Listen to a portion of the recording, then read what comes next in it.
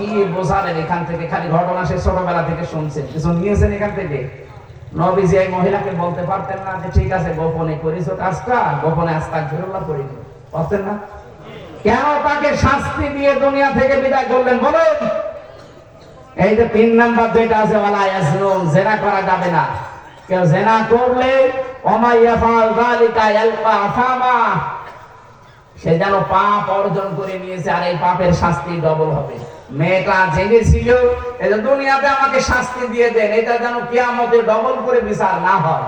সুতরাং এই 15.5 বছরে যারা অন্যায় অপরাধ, খুন, গুম, মিথ্যা মামলা, মিথ্যা সাক্ষী, আয়না ঘরের সাথে যারা জড়িত, আপনার কারণে বহু মানুষ ব্যবসা করতে পারে নাই, আপনার কারণে উপরে উঠবে, চেয়ারে উঠতে পারে নাই, এটা বলছে না কেন? বহু মানুষ এরকম নির্যাতনের শিকার ছিল না? যাদেরকে বৈষম্যের শিকার করে রেখেছিলেন, আপনি তাদের কাছে যান, যে বলেন যে ভাই যাই হোক হয়ে গেছে, মাফ করে দেন, আপনার যা ক্ষতি হয়েছে আমি ক্ষতিপূরণ দেব। টাকা তো কম কামান না, কি টাকাগুলো এখন জায়েজ পন্থায় খরচ করেন, যার টাকা তারে ফেরত দেন, দিয়ে আস্তাগফিরুল্লাহ পড়েন, তাহলে আপনার মাফ হবে। আমি আপনাকে বাঁচার জন্য বললাম। এরপরও যদি আপনি ঘাট ধরাতে পারেন না আমি কাবা শরীফে যে আস্তাগফিরুল্লাহ পড়বো, আপনি কি কাবায় গিয়ে মা অপরাধ করেছেন? বাংলাদেশে টাকা মারে আর কাবা শরীফে যে মাফ চায়। আপনি তো মাফ চাবেন তার কাছে, অপরাধ করেছেন যার কাছে। কথা বলেন না কেন? এদেশের এই ভুল ভ্রান্তি কে শিখিয়েছে আমি জানি না। অপরাধ করে একজনের কাছে, মাফ চায় আরেকজনের কাছে। ভাইয়ের জমি ফাঁকি দিয়েছে, জনগণের জমি ফাঁকি দিয়েছে, ও কাবা শরীফে গেলাম দেখি কাঁদে। আরে ভাই আপনি এখানে কাঁদেন কেন? মাফ চায়। মাফ চাবেন কি আপনি আল্লাহর কাছে দোষ করেছেন? দোষ করেছেন আপনার ভাইয়ের জমি ফাঁকি দিয়ে, আপনি জনগণের সম্পদ আত্মসাৎ করে। ওটা তো কাবা শরীফে না, ওটা কোথায়?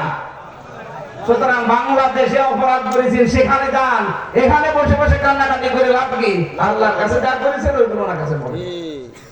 আমার কাছে আমার ছেলে একজন ওসি ছিল আমার সাথে, আমি তো ছিলাম ছেলে, কন্ডেম ছেলে, ফাঁসির আসামি, যেখানে ওই জায়গায় দেখে ওসি সাহেব একদিন রাতের বেলা, ওনাদের আবার পরে রাত 9টা 10টায় সিলগালা দিত, তালা লাগাতে ওদের 9টা 10টা ওই সময়।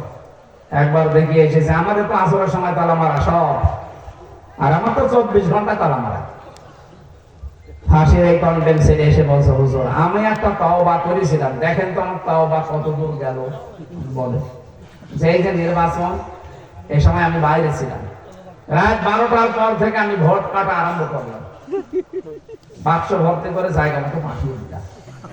ফজরের আজান দিলে গোসল করলাম, ওযু করার পরে 2 রাকাত নফল নামাজ পড়লাম, আর বললাম আস্তাগফিরুল্লাহ। হুজুর আমার এই তাওবা কি হয়েছে? আপনি তারা আল্লাহর কাছে দোষ করেন, দোষ করেছেন কার কাছে? হামজার কাছে। আমার মতো 3 লাখ, 3.5 লাখ, 4 লাখ হামজা লাগে, হামজার বউ লাগে একটা এমপি বানাতে, আর আপনি সবার ভোট একা একা দিয়ে দিলেন, আর এখন বলছেন আস্তাগফিরুল্লাহ। আপনি কি আল্লাহর কাছে দোষ করেছেন?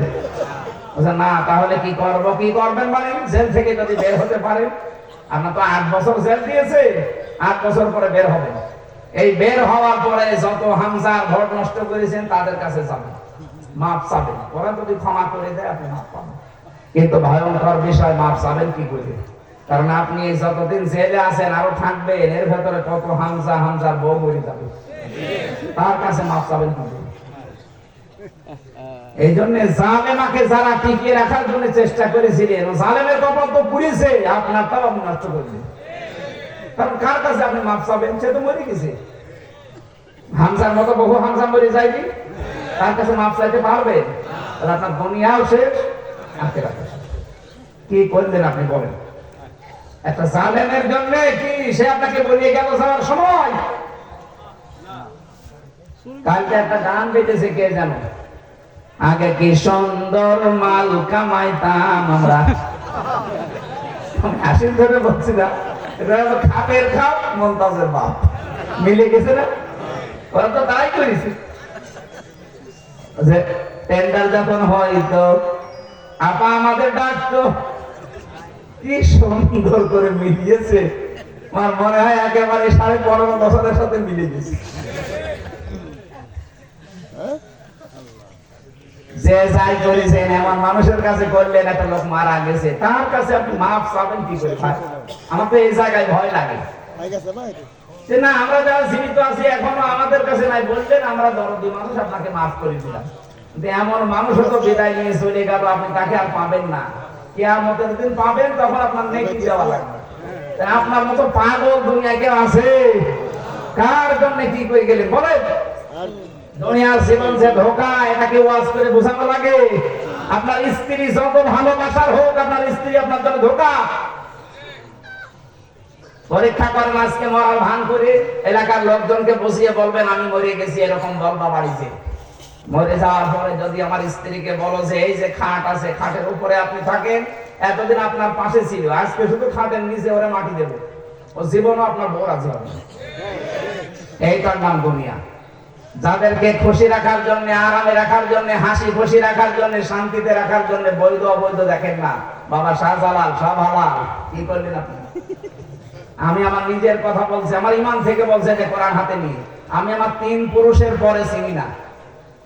আমার বাবা রিয়াজ আলী, এর বাবা জাহান আলী, এর বাবা নওয়াজ আলী, এরপরে আমি আর চিনি না। সত্যি কথা বলছে, এরপর আমার জানা নেই।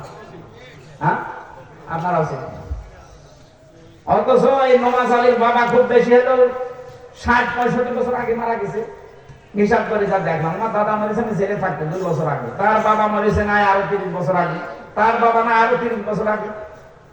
তো বলে এই 65-60 বছর আগে যে লোকটা মরে গেল, এখন যদি কুষ্টিয়ায় আসে, এসে যদি বলে ওই নওয়াজ আলীর বাবা যে হামজা এই বাড়ি আমার, এই ভিটা আমি বানিয়েছিলাম, দাঁত মুখ খুলে ফেলবো না?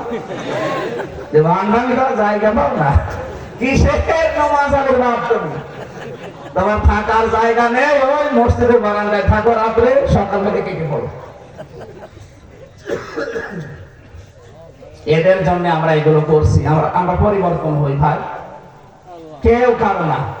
চোখ বন্ধ হয়ে গেলে সবার সাথে সম্পর্ক কাট হয়ে যাবে। ফাইদা নুফিখাতিস সূর ফালা আনসাবা বাইনাহুম, নসবের বহু বছর আনসাব, একটা সম্পর্ক বাকি থাকবে না। সে দলীয় সম্পর্ক হোক, আর আত্মীয়তার সম্পর্ক হোক, আর রক্তের সম্পর্ক হোক, সব আল্লাহ কাট করে দেবে।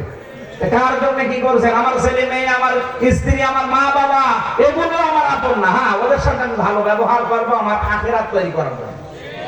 কথা বুঝতেছেন? আমার মা বাবার সাথে আমি ভালো ব্যবহার করব আমার আখিরাত তৈরি করার জন্য।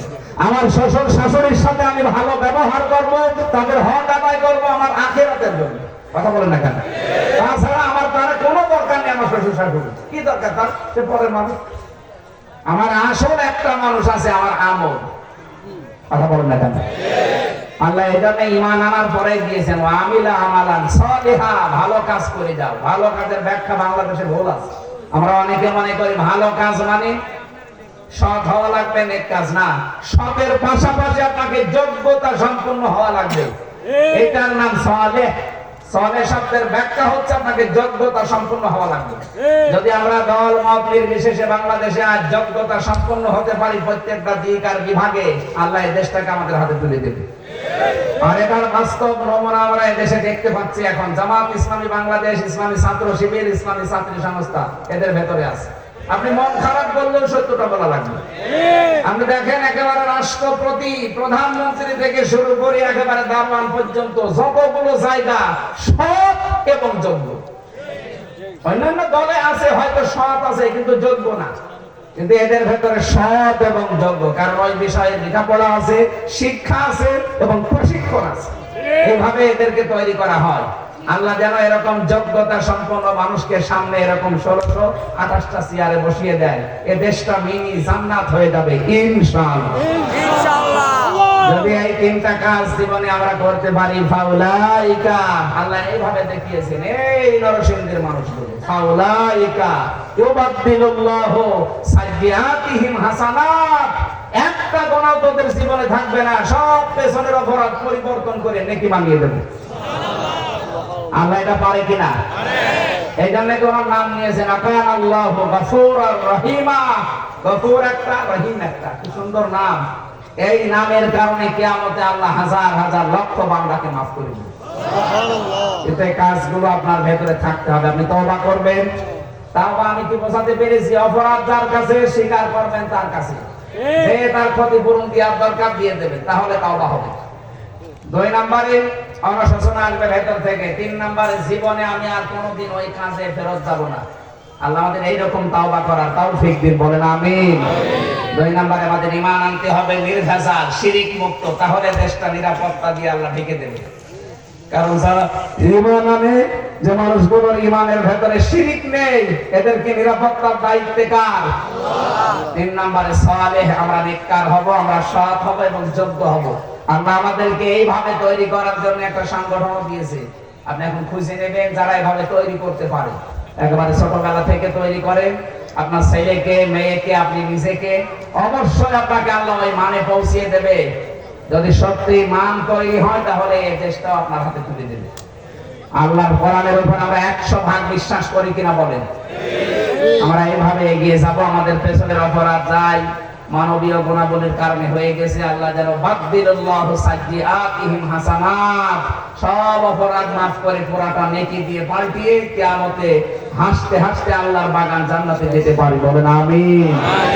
আল্লাহুম্মা আমিন। লা ইলাহা ইল্লা আনতা সুবহানাক ইন্নী কুনতু মিনাজ জালিমিন। রব্বুল আলামিন, সারাটা জীবন আমরা অপরাধ করে জীবনটা নষ্ট করে